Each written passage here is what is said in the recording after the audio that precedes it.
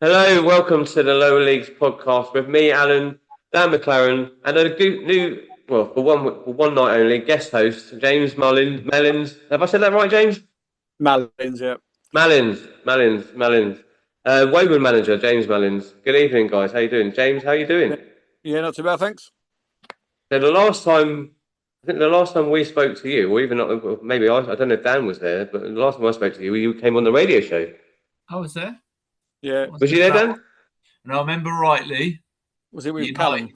yeah, and United Yeah. lost on penalties in the FA Cup. That was it, yeah. Was it? Yeah, I Yeah. remember.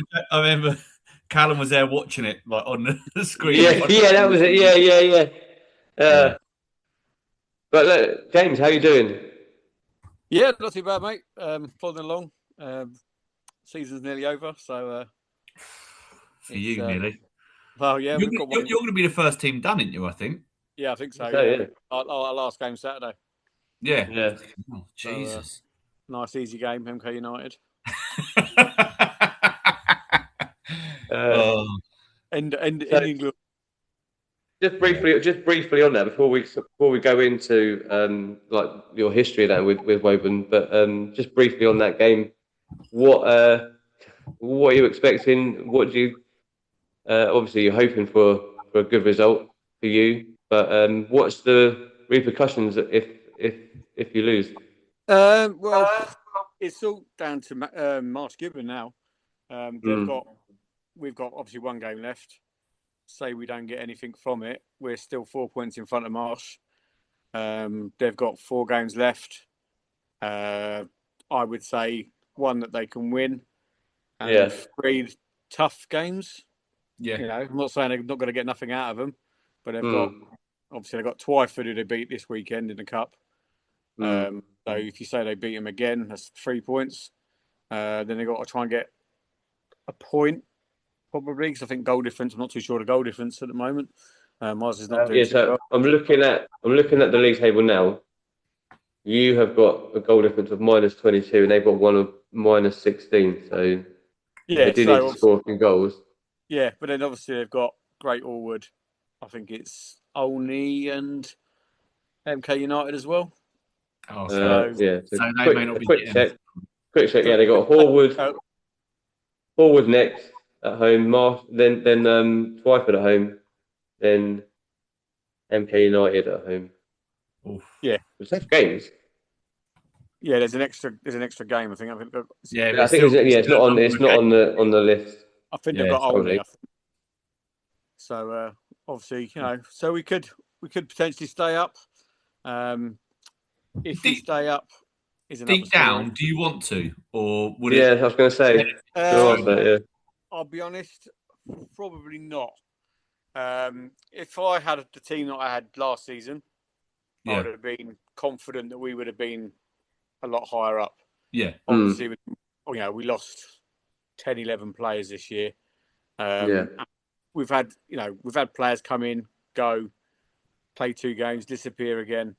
It's just been a fits and starts this season. We just think we're going to turn a Mm. corner, and then Yeah. we sort of run short of players. But it's just been one of those seasons. So if I'm honest, I'd probably want to drop down and rebuild again, Mm. because it has, rebuilding in the Prem is probably not the best place to do it in, if I'm You honest. know. I know, like, you obviously give MK City a bit of stick in the going down to, but they've probably done it the right way, Yeah. in a sense that they've dropped down thinking they wouldn't be as good as they were. I'm not Mm. saying I would drop to Division 1, but certainly I think, intermediate, we've played a couple of teams in the intermediate and the cups this year, and we've beaten them quite convincingly. So we've got it. Yeah. It's just, I think, like we said, some of the teams in the Prem are just different gravy. Yeah. Yeah. Um, you know, Is there? We talked about it a couple of times about the difference between the divisions. Is the difference? I mean, obviously, like you said, that if you had the players you had last season, you think you would be a lot higher up. But is the gap between the intermediate and the Prem that big, or not? for the top teams maybe, but then you've got to look at Mm. only this year, doing really well. They've all right, they've strengthened as well, which obviously helps them a big deal. But I don't think it's a massive gap. I think Stukely and MK United are probably a different level. Yeah. But the other teams, Great Orwood, for example, we lost to them 2-1 in the first game. We drew 3-3 with them. And I had 13 players, and 2 of them are what I would call younger players. If we had a development team, for example, they're probably development players, but they're, one team. And they're playing pretty 60, 70 minutes of the game because we're so short and we had injuries in that game. And we just run out of steam against them and drew 3-3. So I don't think it's massive between probably 3rd and 10th now. I think we could all beat each other. Carpathians are doing well. We were 3-2 up until the last minute. They equalised, beat us 3-3. Drew 3-3. So, I don't think it's that big. I think, for me personally, the biggest issue we've had this year is continuity of players. Yeah. We all know players that we've got in my squad. If I have everyone there available every week, I think we would have done a lot better. But, it's been a strange season. So, one I can't wait to finish, I've got to admit. Right, let's go back to the beginning, because Dan, you said that before that you run an old Woburn team, or did you played in an old Woburn team? So obviously that Woburn team, I think the names changed. So we did change. So we were Woburn FC at Step 7. Well, what is Step 7 now? Beds Prem. Then we we reformed, or let's say rebuilt the club the next season, because basically we were getting pumped at Step 7. So we dropped out, and it was Beds. I think we dropped to Beds Div 2, and we were Woburn Athletic at that point. And then, and I still feel bad about this, I'll never know the guy. There was some guy, and he may still be involved with Woburn. Woburn become Woburn and Wavendon, like the kids, it become like the kids formed. And there's a guy, I forget his name, and he basically was quite a wealthy chap his son was involved in the club. He was always in Japan. It was really random. And basically he was like, look, mate, we'll buy your kits. We'll sort it out. I want a place to feed the teams through. And just me and the 2 chaps who run it, we weren't in the position, like we were just lads on the piss who wanted to play football. We were never going to be a feeder club or anything like that. Yeah. I feel awful now, but like we took the free kit. We took the free everything. They'd done everything for us. We had to pay subs, but we had a lad, Stuart Skolsky, bless him, was a really good guy who sort of done the books, but we weren't a feeder club. I think we took 2 or 3 lads. Was it Ian Dockett? It might have been Ian Dockett. Forget his name now. He's a really good guy. I just remember him always being in Japan. That was, you always just get emails. Yeah, he worked for Amps. Yeah. Yes, he did. It's Ian Doggett. So we started our son's team together at under 7s. Okay. So so he was a really good guy, and he was just like, look, you take it on. And I think we did, we did one season. We did that last season, and then basically 3 of us were all like, Stuart wanted to pack up, and I was like, me and Dutchy were like, running the club's hard. And it sounds horrible. We just fucked off to Cranfield and literally we didn't quit off it. We finished the season, and then we were like, no, gone. But obviously we played out at the Village Hall. Well, I know you started there, James, but we had dressing rooms then, where I think now the dressing rooms aren't. Yeah, the Village Hall have sort of moved them on to they've got like a fitness company that run from one of the changing rooms, and I think the other ones use the storage for the nursery or creche or whatever they do. Yeah. So they were obviously with our youth system, they weren't being used, so they made use of them. So I'm curious. When we packed that up, I'm just going to quickly scan through my phone, because I think it was quite a long time in between. God, I've got to scroll back. Jesus Christ, I'm old. If I go back, good podcasting viewing. This is there with callers. I'm up in the loft, so Wi-Fi is somewhat skeptical. Jesus Christ, I'm an old man if I've got to scroll this far back. Right, we're nearly there, Alan.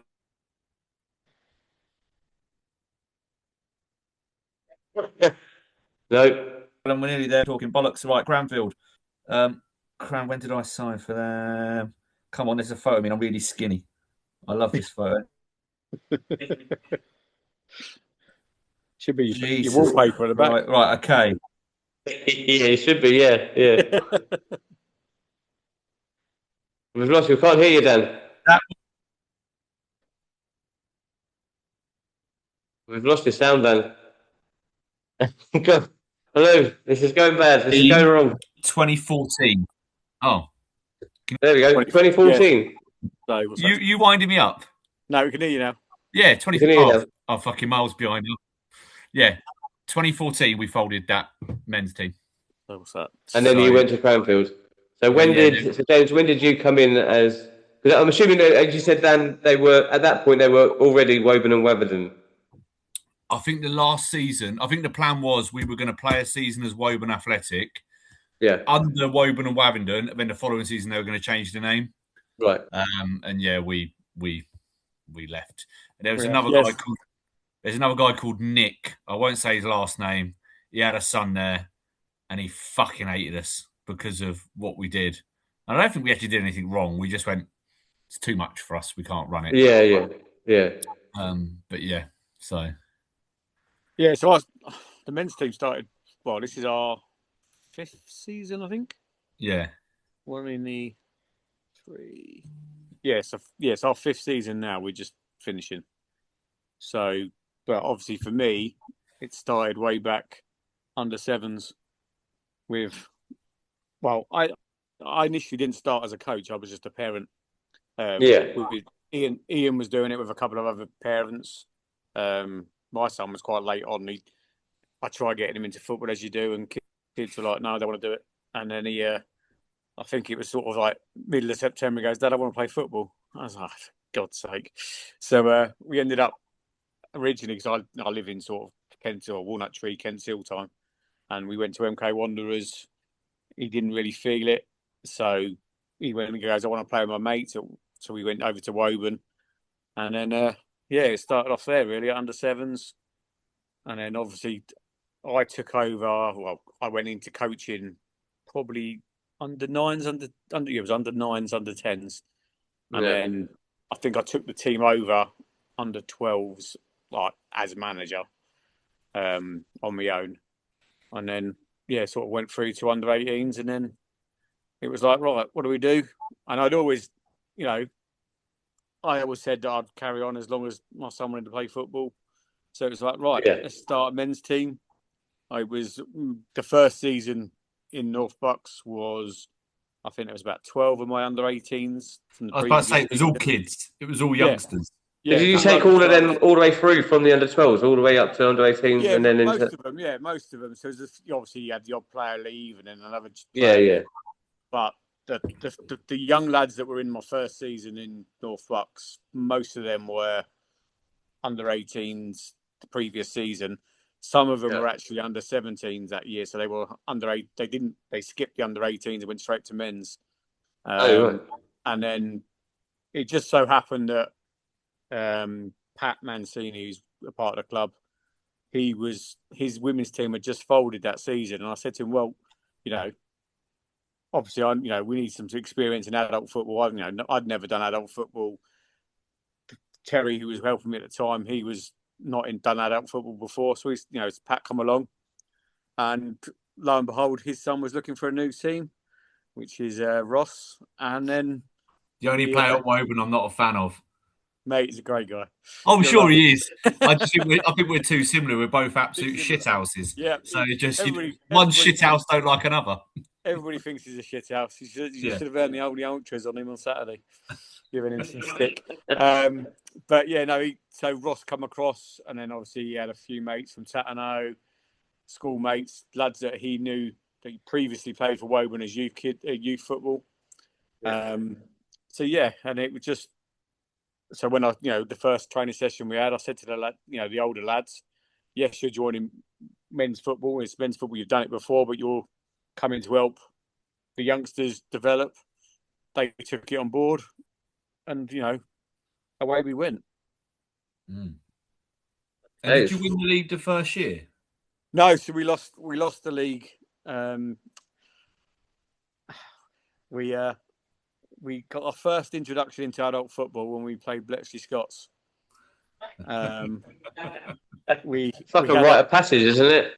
yeah, so it was definitely a rite of passage. It was we went 1-0 down, and obviously they're very physical and Yeah, very But they were back then that year. Five yeah, yeah, years ago was before they went yeah, over to the Beds League.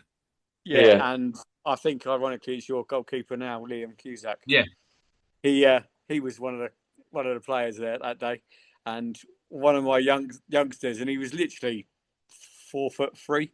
He was a small player, a really skillful lad, and we went 1-0 down. We went down to 10 men. One of the senior lads got sent off for abusing the referee, and we managed to put it back to 2-1. Sort of very late on, I think it was probably like 5 minutes to go. We went 2-1 up, and the young lad started showboating, and he was showboating in the corner, and I can't remember what exactly happened, but the goalkeeper is Liam, is it? I think his name, isn't it? He got there, and then the lad threw the ball at him, and Liam Oh, sort of went for him, and it ended up into like a 26-man brawl, I think. And the ref abandoned the game, so we lost the points on that. And then no. obviously after that, it was us and MK City all the way that year, and I think we were very like there and there all the time, and we lost late on in the season. We had 2 games to go, I think, and we lost 1 game, and then that's what cost us the league in theory. yeah. But we did They what we were.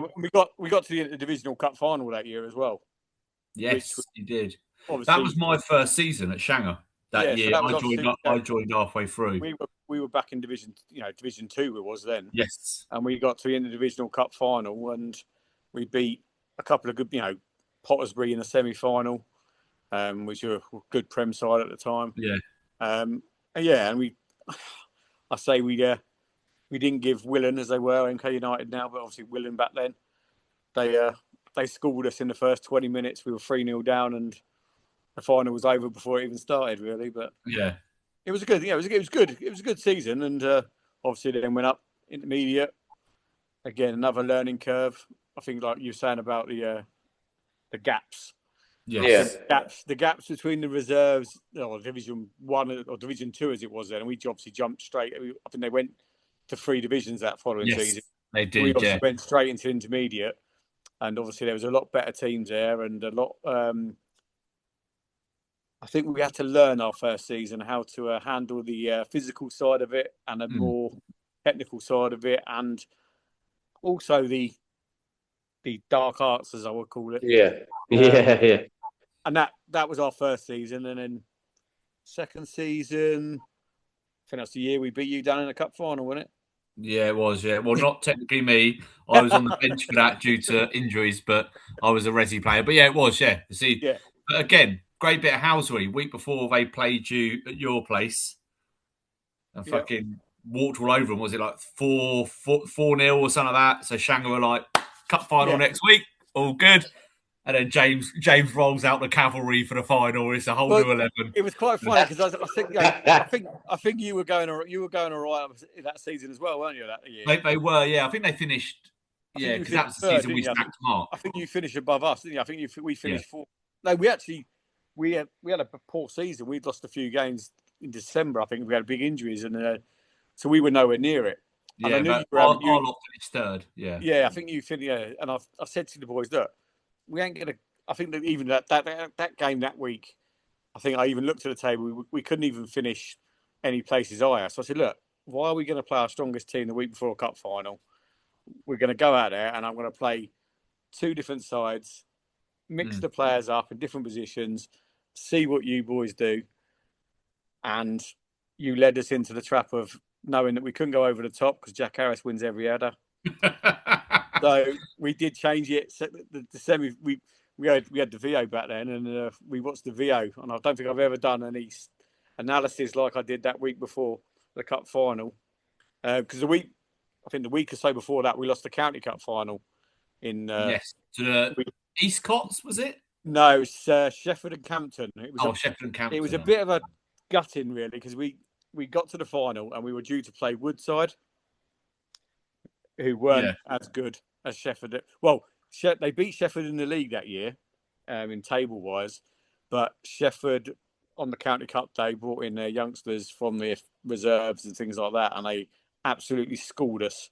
I've never seen young kids so fit. They destroyed us, which was a nightmare. So we were determined to win this cup. So I did a lot of research on you boys, and Jack Harris unfortunately missed the penalty, and he did on the out. Forget that. He still talks. He's still haunted by that. I think. Yeah, It's one of them, right? Games of momentum. He scores it. It's 1-1. Yeah, I think we were 2-0. I think we were 2-0 up at the time, and I think like you say, even if you scored that, I think it would have been a different game. And I think once you missed that, I think we just thought, you know what, this is ours for the taking, and we shut up last 20 minutes, I think, and screwed. I don't forget, got ourselves over the line. That day you had, I know he's back with you now. The standout player that day was that Jacob Knapp. Yeah. As good a shithouse as he is a player, brilliant player, but you can't. I've always said it with Shanger.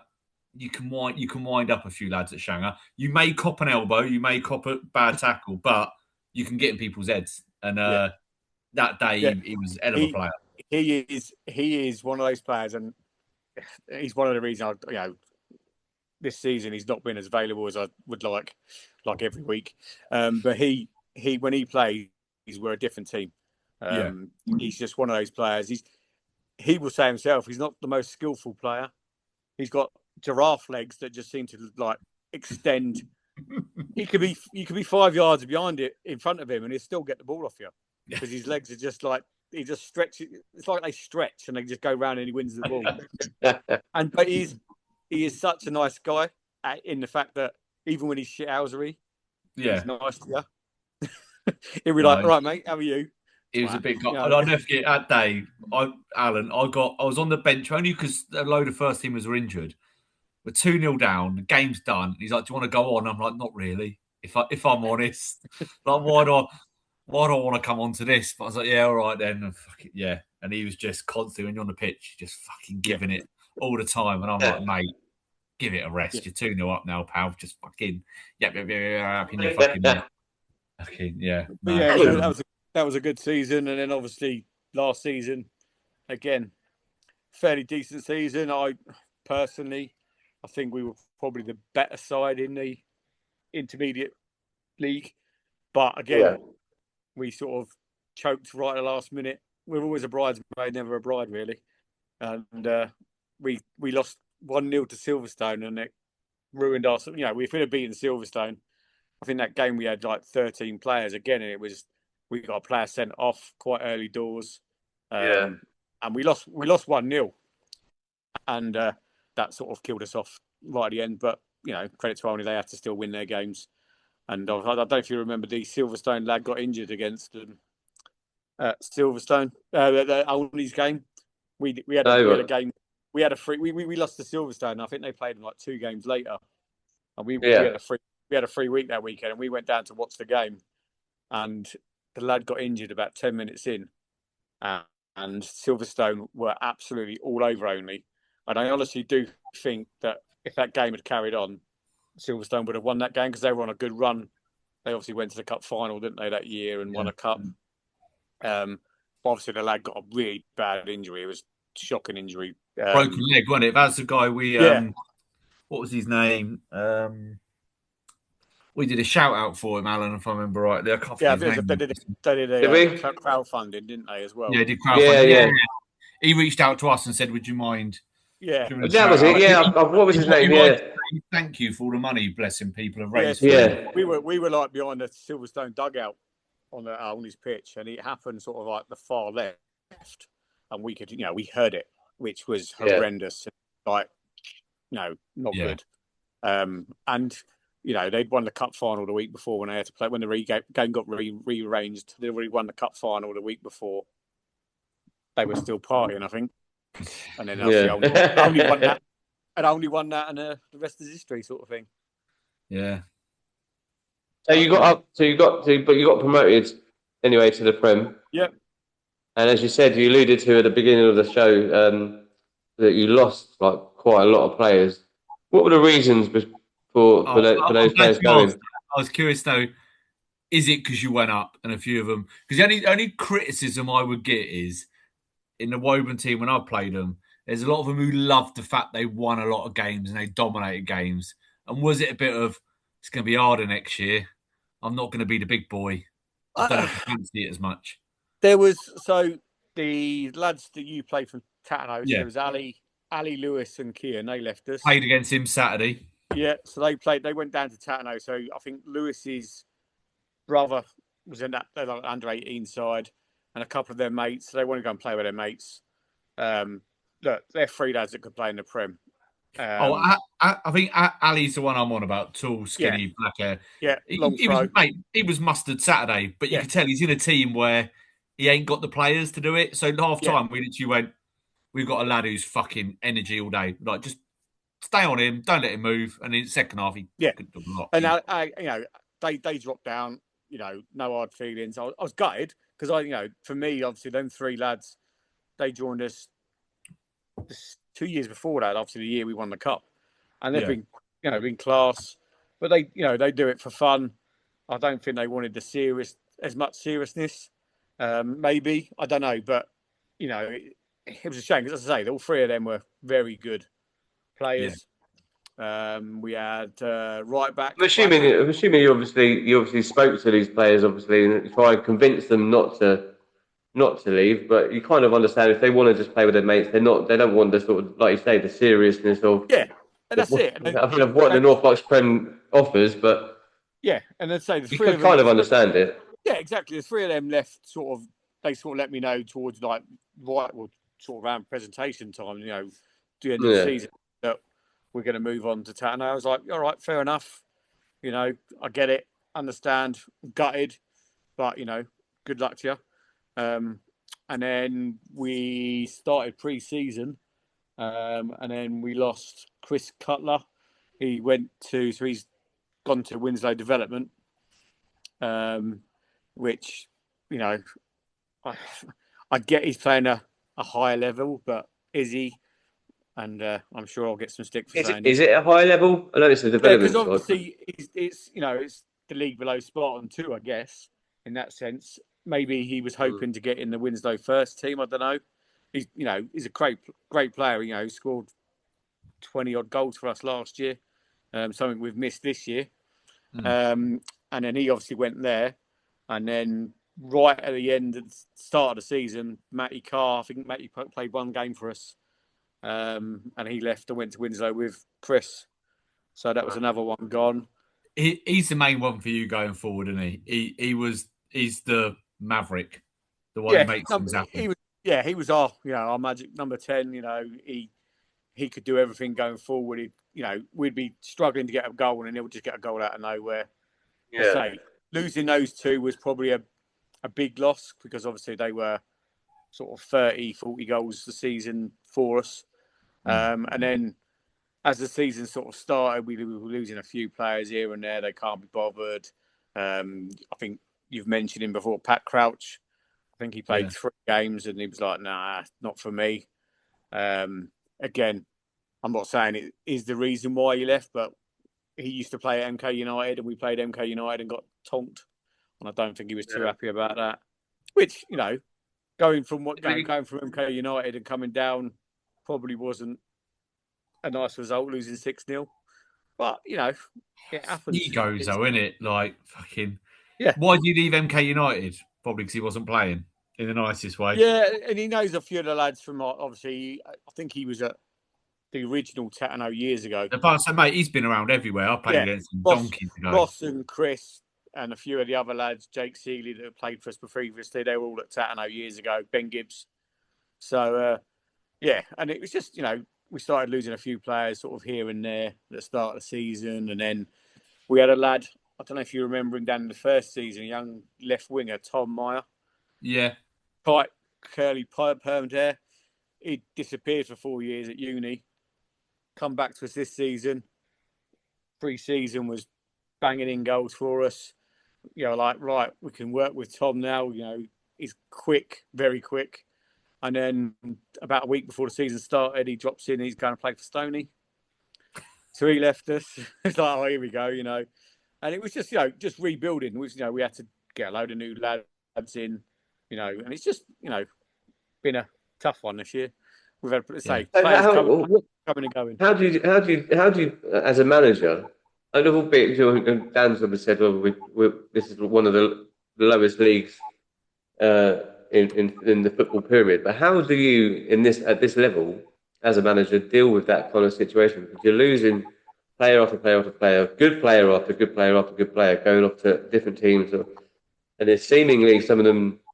I don't want to judge really, but seemingly some of them just don't want to try it at the level, and they'd rather play with their mates or play at a lower level where they can be better. But how do you deal with that, and how do you recruit? I mean, the season started. You should Yeah. have. You've It had a was, pre-season where. Yeah, we had I put the old posts out for pre-season, as every other team does, and then all Yeah. and stuff like advertising. If anyone wants to join us, looking to rebuild and moving to the Prem, thought might be able to get a few players in. But it's like anything, our level. Most people know somebody who knows somebody. Yeah. And you're like, come and play for me, come and play for me. And we got some good players come in. I'm not saying we haven't had any. We've had some great players in. We've got a young 36-year-old, Jamie Jacks come in. He played for MK Development last year. Yes, mate. He's coming to us this year, mate. Class. He's got experienced head. He's calm. You tell he's played football for a while, and he's been great for us at right back. Again, I'm sure he'll say to us that he's not played as many games as he wants because he has to work on a Saturday, and so he's not there every week. We're certainly stronger with him at the back. We had a couple of lads come in from MK Development, last year's MK Development. Jack Circuit, he came in, had a bit of a ding dong with Jacob on the pitch one day, and went, "Nah, fuck this, I'm going somewhere else." So he's gone to MK Irish Reserves. A couple of other lads have sort of come and gone. Yeah, you had he's now at Grid City. You had Flanagan, didn't you, at one point? Well, he's not at Grid City. He's still playing for us officially. Oh, he was on. I swear he's on Grid City's team sheet. How is he? I swear. I could be lying. I swear I saw Bradley Flanagan. This is either an exclusive or I'm going to have to cut this out. So he was at Grid City, left them and joined us. He played 3 games and hasn't been back since. And if he is playing for Grid City, I'll ask him for my kit back because he still hasn't returned all his kit either. Don't know why he wants to keep. Don't know why he wants to keep it, but right. What's his name? Brad Flanagan. I swear it's Bradley Flanagan. I swear I could be horribly wrong, right? I could be he played from at the start of the season and joined us sort of. It may have been I saw a team sheet pop up. Yeah, so I'm looking at their players, their squad list on full time, and there's no. Yeah, maybe I got it wrong. Maybe it was just I saw an old post from earlier in the season that popped up. They've only got 2 players with surnames start with it. We could do a shout out if anyone knows Bradley Flanagan and they can get him to actually answer his phone, and he can return his kit. It'd be much appreciated because it's he's taken. Bradley, if you're watching this, if you do watch this, then get your kit back to James. £300 worth of kit he's got, and he's not returning it. Yeah, I want to ask you that question because you're the only team I know who do this, who hand out kit rather than. So they don't pay for the kit. No, it's no. About the subs or anything, or it doesn't get washed together. Like everyone has their own kit. Every player has their own kit. Oh, okay. Weird. So they have. So I've, again, it's we're lucky. We've got some really good sponsors. Our match kit, we've got 25 match kits. Each player's got a tracksuit, and it's all Nike, by the way, so it's not a cheap kit. The match kit itself was like 65 quid. Tracksuit was about 80 quid. They've got Nike bags with their, we don't have. The first season we did it, we had initials on it, but obviously because of turnovers, we changed it to numbers. I think Max said about that the other day on the podcast. He's going to do that. They've got an away shirt and what we call it a pre-match shirt, where they arrive with it. It's got one of our company sponsors logos, a Station Tavern in Woburn Sands. And we obviously go to the pub after the game and Is that where you go? Station? Is that your? Well, this year we don't really go That anywhere. was always ours. We used to go. Yeah. We used to Well, have yeah. breakfast in the station and then play at the village hall. Yeah, so obviously come back to the we've station. had the issue with our pitch this year, which has been a bit of a nightmare. So we actually haven't gone to the station because we've been playing at MK City, which is and to be honest, we are after a lot of these games this year, we've not wanted to go to the pub. I think just we've had enough of each other for 90 minutes, and it's not, and that's probably not helped us this year. To be fair, I think we've not been as gelled as we were. We used to have a big turnout in the pub, and I think that's again that might be a downside to it this season as well. We've not had the bond that we've had before. I must say, Nick don't come to the pub, even though he's joined us. Oh, he used to come with us. He used to come. No, he don't, rarely. I don't know if it's because he just doesn't know me. I mean, the only player we really knew was me, and I'm not playing with him. He's up with the firsts. Yeah. I've not seen him at the club afterwards for a beer. Bless him, he's sort of shot off. Yeah, I don't think his body's a temple, so I'm not too sure he has a beer. Oh, does he not? No, I think he'd probably have like a Coke or something like that. But he's, Jesus. I think he looks after himself a bit. You don't get to be a pretty boy like Nick without. Oh mate, Dan doesn't like it when they come in and just drink a soft drink. He wants them all to drink beer or which I totally get. But as long as they're coming in and buying something, then it all helps. Yeah, but that's so new age, that is, isn't it? It's just fucking. Well, yeah. Anyway, we're not going to get onto political about youngsters not drinking. And going in the shower. We've covered that before. Yeah. Anyway, we're mindful of time, Alan. We best get on to the main thing. Yeah. So obviously, the season, like we touched on earlier, you've got one game left of the season. But let's go back to a few weeks ago when you played Real MK. Yep. And for want of a better word, one of your players was sized down. So I'm a bit confused because I've seen the video of what happened, and it's a horrible tackle. Yeah. But I'm a bit confused on the situation. So, what did you have a free kick? Was it a free kick for you? Because the guy that was second, but kind of sort of stopped in what he was doing. It was a feisty game from the start. We went 2-0 up, and they got a bit moody, shall we say. There was a few tackles going around. The said player, in my opinion, made possibly 2, maybe 3 tackles in the game that he could have got carded for. Didn't get a card. And a bit like, if the ref's not going to give it, you're going to try and get away with it yourself. And we started putting ourselves about as well. I think we went to 2-2, 3 to us, 3-3. They went 4-3 up with about 6 minutes to go. And obviously their results at the moment weren't great. And to be fair, we were first half we were amazing. Second half, I don't know what happened. We just didn't seem to play football.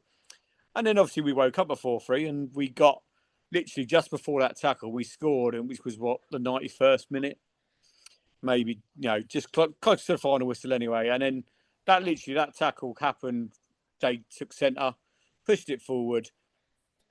Their lad's gone up, and my centre back's given me a little nudge in the back, 50-50, standard North Bucks challenge.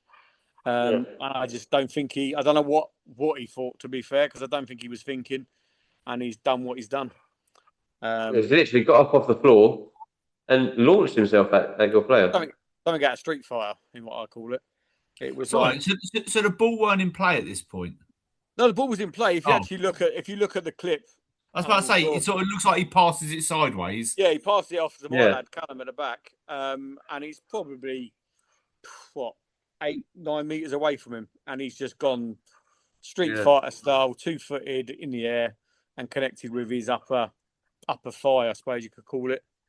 And what's the injury? Because that player in question, your player, is now out for the season. He actually went to hospital the following day. He tried to sort of man it out. At the end of the game, you could see the swelling coming up on his leg straight away. And he was, obviously not walking very well. They didn't actually X-ray it for some reason. Apparently, he didn't reach the threshold to have an X-ray, which was very important. I didn't realise there was a threshold. No, that's what I was saying. If they'd have seen the video, they would have known what the threshold. I'm sure he would have made a threshold then. But I believe he may have a hairline fracture. Oh, mate. So he's still struggling to walk now. And that's like on his upper thigh as well. So that's a big bone. Thigh, yeah. So a big bone to break, isn't it? Is it tibular in it? Is it tib? Is it tib? Yeah. I don't know. I don't know. Yeah, mate. He's out. He's out for the season. He said that James, I want to play, but I can't barely walk. And which again, another player who's been, one of our players for the last few years, quality at the back. Again, when he's playing, we're a lot better. But yeah, and it's just what was the reaction like? Because I want to give them an opportunity to defend themselves. Did any of them realise? I mean, the opposition here realise what he'd done. My opinion, no. Okay, they were obviously our lads went round and confronted him. Thankfully, none of them threw a punch, which surprised me, I'll be honest. But it got a bit heated for a few minutes. It wasn't. I don't think they really cared, if I'm honest. Yeah. I think it was. I think they were frustrated that they'd obviously thought they got their first win, which I'm not going to lie to you. 2-0 up, I thought, here we go. It's going to be 5 or 6. We're going to get 3 points that we need, and off we go. And I think Dan, we've spoken many a times about it. They are an awkward side. Yeah, and I think 100%. Even Max after 2 weeks ago would agree. Yeah. They're not going to win every game, but they can cause trouble. Yeah, they've always. We've played them 3 times this year, and they've been tight games every game. We beat them in the cup on pens. Again, last minute equaliser. I think we got in that to go to the pens and beat them in the pens. And they've always been tough games, but they have got that red mist. Yeah, and that's what I don't get. Is I don't know. I don't even know George. But I know George is their main player. Yeah, he's brilliant. They've got 3 or 4 players, Alan, who are really good and could easily step up and play a better level. But then they're surrounded by really average, and it's such a weird team to. If the good players are good, as you say, they become really awkward to play against. Yeah, and it's like this. The lad in question, he was class that game.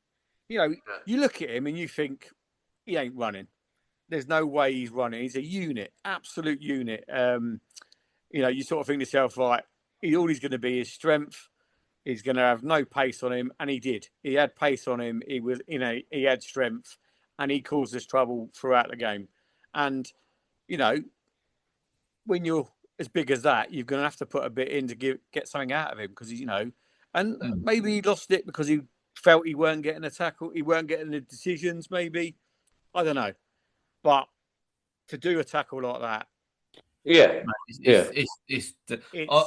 there's red mist, and then it's just disgraceful, right? Yeah, absolutely. We've all seen football. I've done youth football. 17 years I've been in football, coaching. But I have never seen a tackle like that. Even an under-8 kid who, let's be honest, can't make a tackle to save his life would not try and attempt that tackle. So that was obviously a straight red. In the game, which is a 3-game ban. Yep. Did you? I don't know. Did you sort of have to put in a report and appeal it and try and maybe get a longer ban? Because obviously I'm a part of the committee anyway. But I think even if I wasn't a part of the committee, I would have been straight on the phone to them anyway and said, "Look, this is an absolutely atrocious challenge. That could have been career ending in my opinion. That was that bad. And I spoke to Julia. And she told me to get in touch with the FA, which I obviously did. So I got the video. Elvis, bless him, got me the video because I asked for the video straight away because there was a few other incidences that I weren't too happy about. And to be fair to Elvis, he spoke to Julia and apologised there and then for the tackle and said, it's not acceptable. We'll take whatever punishment he's given. whatever fine we get. Play him 2 weeks later. But they played him for the next few games, though, didn't they?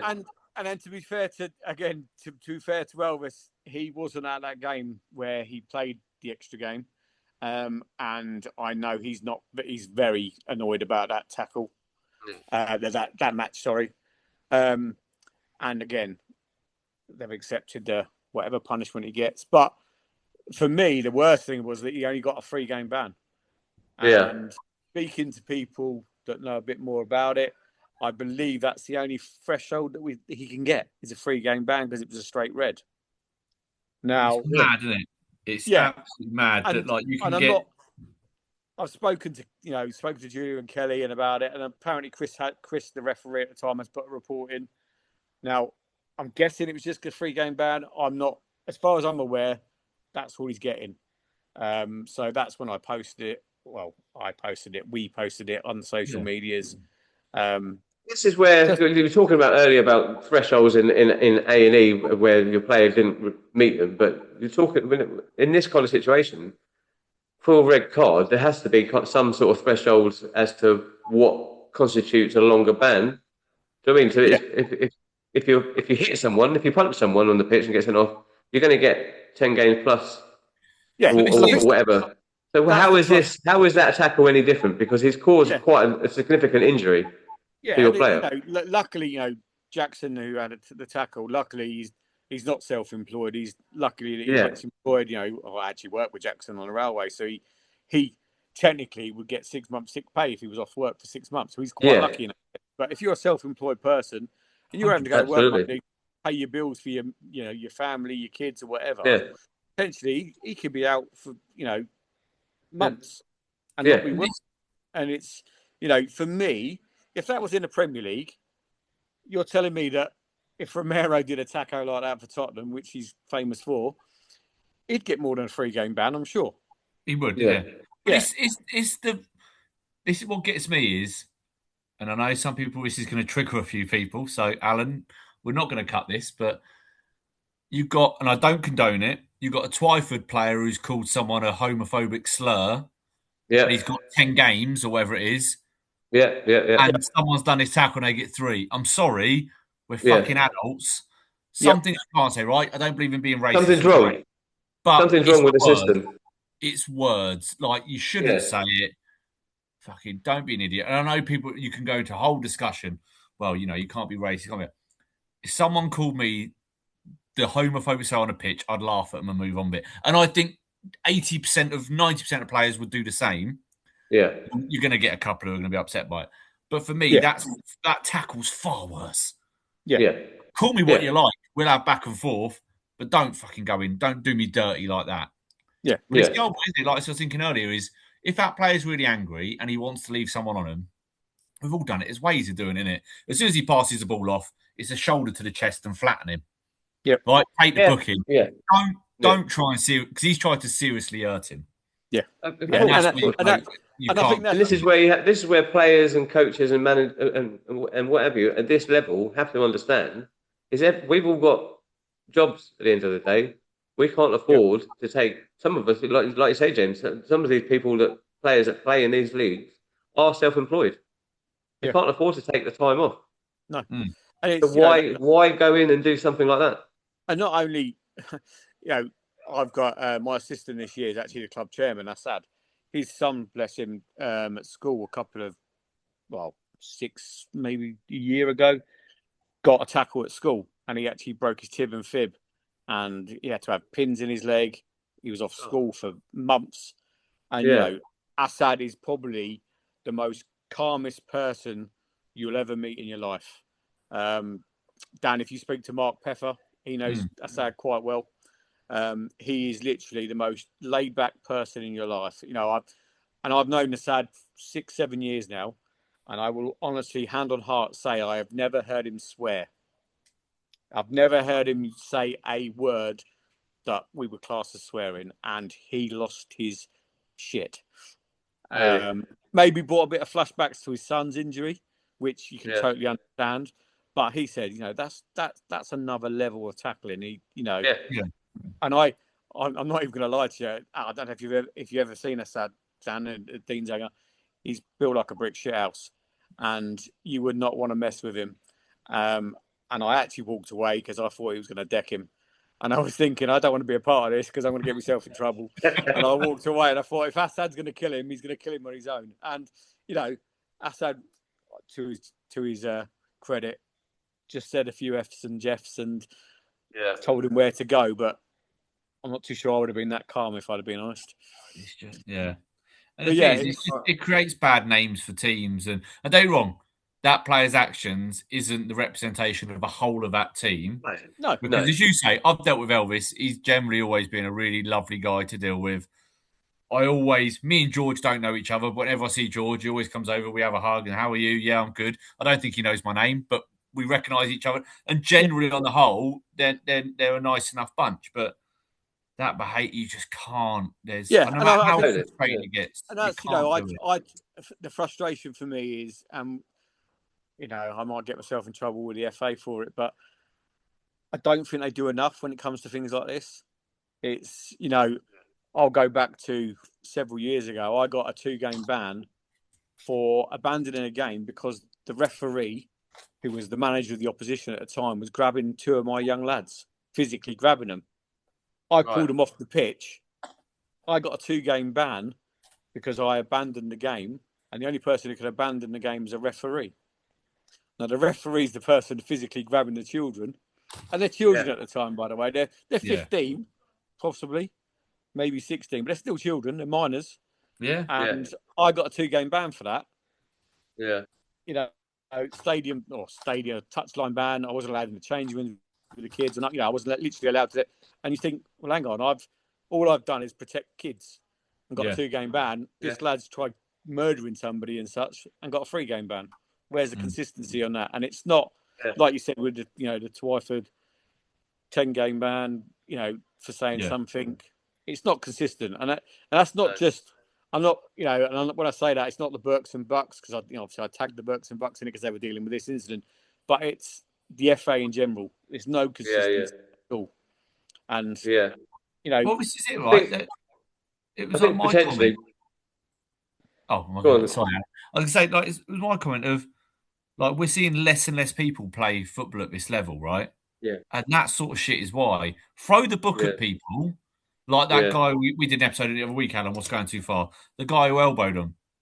Don't let him play football again. Ban him for life. This guy. Ban him. Okay, ban him for 2 years, right? And teams will start to go, you know what, it ain't worth it. Like James, I'm not going to mention him. We know is a lad at our club, right? Who at times does things and you go, right, calm.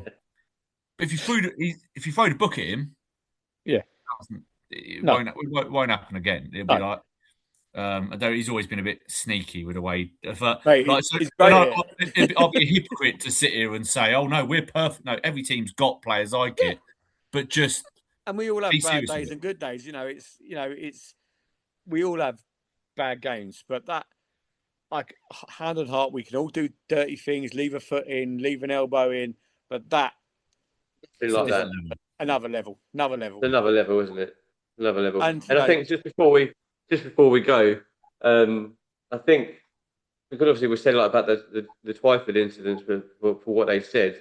I think obviously because the FA are probably a bit more hot on homophobic stuff than they are on other things, and that's why they're coming down hard on people like that for what they're saying as in a slur.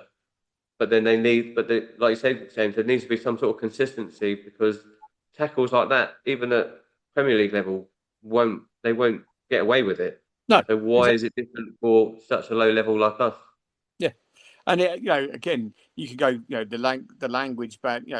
You talk about, Twyford incident. He gets a 10-game ban. A few years ago, John Terry, Suarez. They got bans. Yeah. They got bans. They got bans for silly thing. And I think I remember back in the day, it's when Rio Ferdinand got done for missing the drugs test.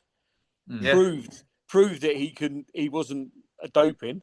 He just missed the drugs test, but still got a 7 or 8 month ban, didn't he? Yeah, it was, yeah. But Suarez gets blatantly cleared and gets an 8-game ban, which is, where's the consistency? And it's an FA thing, not just local football, it's professional football as well. Can't make it up. But I also think to a certain extent they don't really care about the grassroots levels, the lower levels, because it's out, It's not where the money. it's It's not that where the far money is. down. it's Yeah, more exactly. It's more. Yeah. It's like the whole thing. You could tell, right? A completely different subject, but it just shows the FA with our whole transfer saga. They couldn't be Yeah, asked to deal with it. They're like, oh, just get on with it.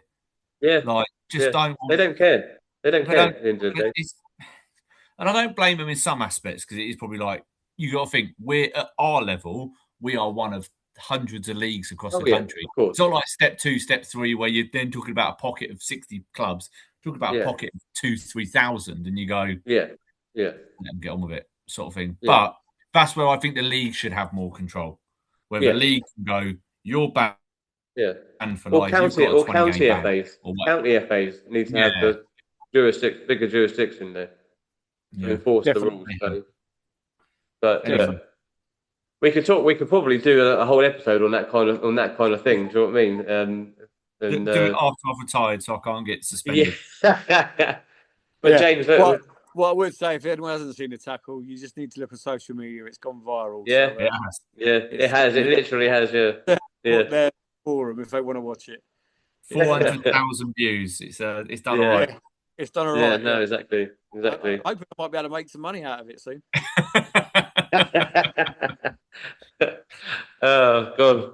Right, James. Look, thanks for coming on tonight No, and no, talking about everything at Woburn and obviously the recent events. Hope good luck on Saturday against MK United. Hopefully you get the result that you need, and then you don't need to worry about what's going on behind you. Then, do you? yeah, mate. It's not in our hands now. So we just play one Yeah. game and that's it. See what happens and start again next season. Yeah, exactly. Yeah, yeah. Right, well, don't go away. We'll have a quick chat before you go. I know you've got an important meeting. He's got an I know you've got an important important meeting. meeting, but I know, yeah, but I don't want him to go now, literally right now, before we sign off. But Dan, thanks for coming on tonight. Thanks for doing this. Thank you, everybody, for watching on YouTube. Don't forget to like and subscribe to the channel, and we'll be back soon with a live and then another episode. See you all next week.